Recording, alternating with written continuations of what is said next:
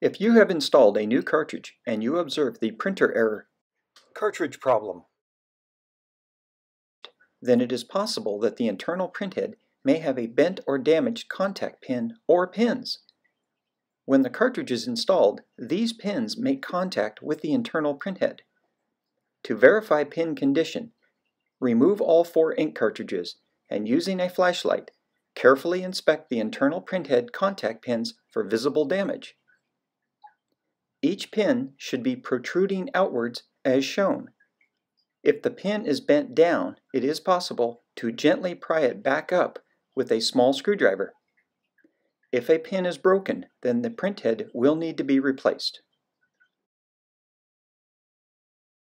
You should also verify that there are no scratches or defects on the cartridge's microchip.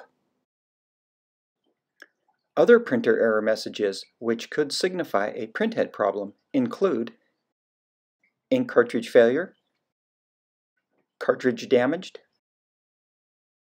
printhead failure,